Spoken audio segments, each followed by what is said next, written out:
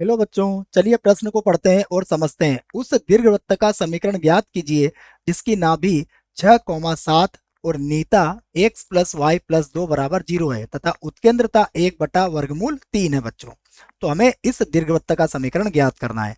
तो बच्चों, प्रश्न को हल करने से पहले प्रश्न के लिए मुख्य अवधारणा देख लेते हैं। बच्चों, प्रश्न की मुख्य अवधारणा में बच्चों हम दीर्घवृत्त की परिभाषा को समझेंगे, ठीक है, और उसके कुछ नियम को भी समझेंगे। ठीक है बच्चों, तो देखो, मुख्य अवधारणा में बच्चों मैं सबसे पहले आपको दीर्घवृत्त समझाता हूं कि दीर्घवृत्त क्या होता है। बच्चों, तो दीर्घवृत्त, ठीक है बच्चों, तो देखो दीर्घवृत्त बच्चों कुछ इस प्रकार से बनाया जाएगा।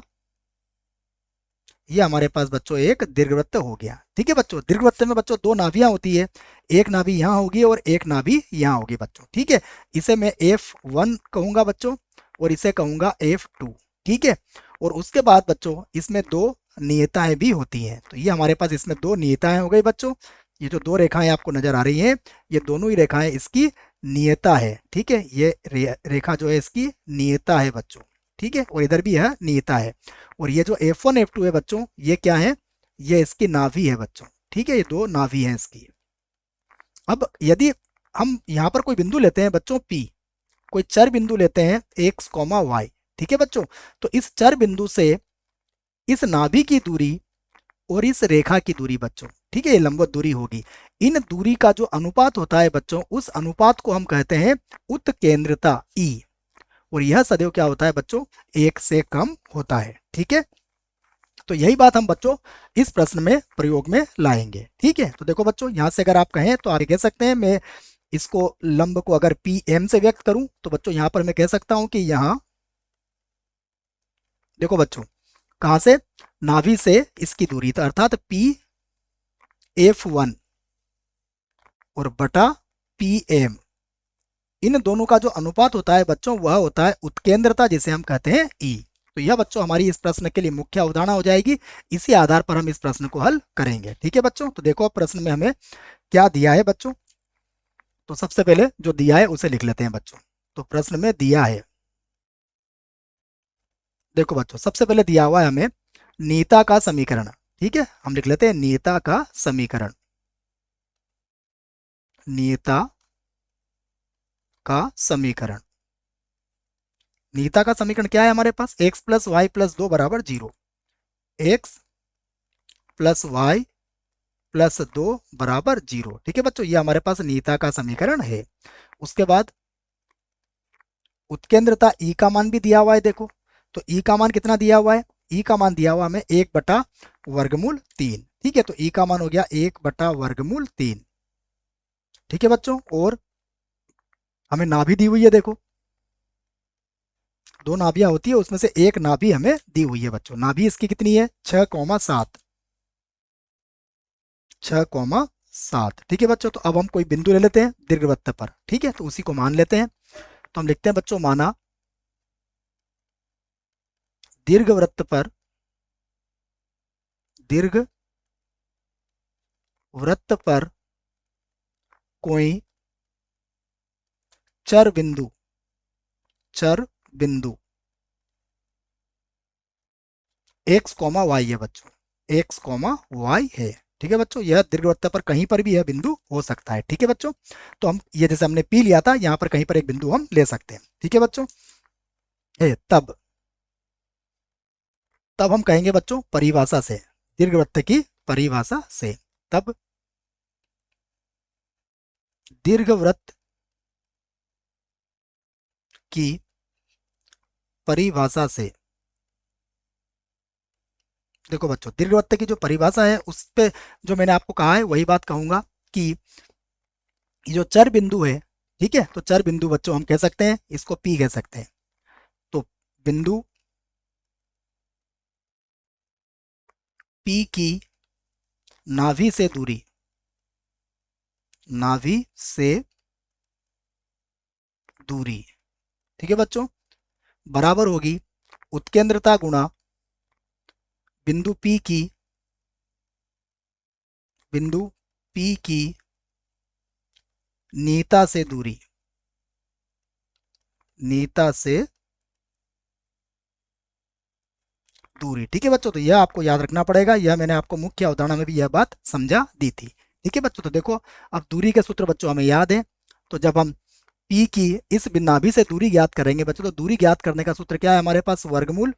क्या बन जाएगा ये होगा x माइनस 6 और पूरे की घात 2 प्लस ये बनेगा बच्चों y माइनस 7 और पूरे की घात 2 बराबर ई का मान कितना है हमारे पास, 1/वर्गमूल 3। ठीक है बच्चों, और बिंदु से रेखा की दूरी का सूत्र क्या होता है, यह होता है बच्चों, देखो रेखा जो है हमें दी हुई है x प्लस वाई प्लस 2, तो x की जगह पर बच्चों x1 आ जाएगा अर्थात x ही आएगा, y की जगह पर y1 आ जाएगा अर्थात y ही आएगा, और प्लस का 2 और बटे में होता है बच्चों x का गुणांक का वर्ग प्लस y के गुणांक का वर्ग, तो x का गुणांक 1 का वर्ग प्लस y का गुणांक भी 1 है बच्चों, तो इसका भी वर्ग हो जाएगा। ठीक है बच्चों, देखो इसे अब हम बच्चों एक बार और लिख लेते हैं।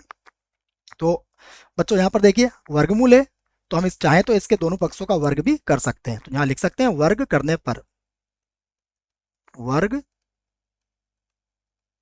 करने पर, वर्ग करने से क्या होगा बच्चों, वर्गमूल जो होगा वो हट जाएगा। ठीक है, तो देखो अब वर्गमूल हटने के बाद हमारे पास क्या आएगा, ये होगा x माइनस 6 और पूरे की घात हो जाएगी 2 प्लस ये होगा y, उसके बाद माइनस 7 और पूरे की घात हो जाएगी 2 बराबर, यहाँ देखो 1/वर्गमूल 3 था तो ये होगा 1/3। ठीक है बच्चों, उसके बाद रेखा क्या थी हमारे पास, x प्लस वाई प्लस 2 पूरे की घात 2 और वर्गमूल 2 का वर्ग कितना हो जाएगा बच्चों, 2 हो जाएगा। ठीक है, तो अब इसे हल कर लेते हैं। देखो यहाँ पर बच्चों हम एक बीज गणितीय सूत्र लगाएंगे, मैं वह भी लिख देता हूँ। बीज गणितीय सूत्र है बच्चों a प्लस बी प्लस सी और पूरे की घात 2, ये होता है बच्चों a की घात 2 प्लस बी की घात 2 प्लस सी की घात 2, फिर होगा 2ab, उसके बाद 2bc और उसके बाद होगा 2ca। ठीक है बच्चों, यह सूत्र बीज गणितीय सूत्र है जो मैंने यहाँ लिख दिया है आपके लिए। देखो बच्चों अब इसको हल करते हैं हम, तो ये क्या बनेगा, देखो ये बनेगा a माइनस बी की घात 2 से खोलेंगे इसको, तो ये बनेगा x की घात 2 माइनस के 12x और प्लस 6 का वर्ग हो जाएगा बच्चों 36 प्लस y की घात 2, उसके बाद हो जाएगा माइनस के 14y और 7 का वर्ग करेंगे तो आ जाएगा बच्चों 49 बराबर होगा 1/6। और बच्चों इसे भी हम जो सूत्र लिखा है उससे इसका प्रसार कर देंगे, तो ये होगा x की घात 2 प्लस y की घात 2 प्लस 2 का वर्ग होगा बच्चों 4, उसके बाद होगा 2ab अर्थात ये बनेगा 2xy, फिर बनेगा 2bc अर्थात यह बनेगा 4y और उसके बाद आएगा बच्चों प्लस का 4x। ठीक है, अब देखो बच्चों इसको हम 6 से गुणा कर लेंगे, तो बच्चों 6 से गुणा कर देंगे इसको, तो देखो 6 से गुणा करने के बाद क्या आएगा, यह आ जाएगा 6x की घात 2। ठीक है, 12 को 6 से गुणा करेंगे तो ये हो जाएगा हमारा 72x।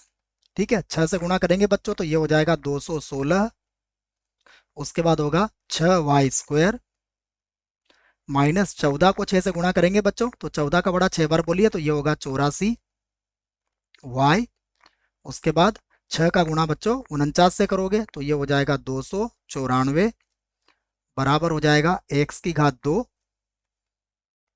प्लस y की घात 2 प्लस हो जाएगा 4 प्लस का 2xy प्लस का 4y और प्लस का 4x। ठीक है बच्चों, तो देखिए अब हम सभी को बराबर के एक और ले आते हैं बच्चों, तो यहाँ पर था 6x² और एक कम हो जाएगा तो यह बनेगा 5x की घात 2। ठीक है बच्चों, इसी प्रकार यह बनेगा 5y की घात 2। ठीक है, ये हो जाएंगे बच्चों। उसके बाद देखो यहाँ पर है हमारे पास 72x है बच्चों और इधर हमारे पास 4x है, तो 4x को जब बराबर के इधर लाएंगे बच्चों तो ये हो जाएगा हमारे पास 7 6 76x। ठीक है, उसके बाद देखो बच्चों हमारे पास 84y है, आप 4y को बराबर के इधर लाओगे तो ये हो जाएगा हमारे पास 88y। ठीक है, उसके बाद देखो 2xy को इधर लाएंगे बच्चों तो ये हो जाएगा माइनस का 2xy। ठीक है, उसके बाद देखो बच्चों जब 4 को इधर लाएंगे तो ये कितना हो जाएगा आपका 290, तो 290 में बच्चों हम कितना जोड़ लेंगे 216। ठीक है बच्चों, 290 में 216 जोड़ लीजिए बच्चों तो ये कितना हो जाएगा 6 10 और 5, तो बच्चों ये कितना मिलेगा हमें, यह मिलेगा मुझे 506। ठीक है बच्चों, और बराबर कितना हो जाएगा, ये बराबर हो जाएगा 0। तो बच्चों यही हमारे दीर्घवृत्त का समीकरण होगा। ठीक है, आशा करता हूँ आपको इस प्रश्न का उत्तर समझ में आया होगा। धन्यवाद।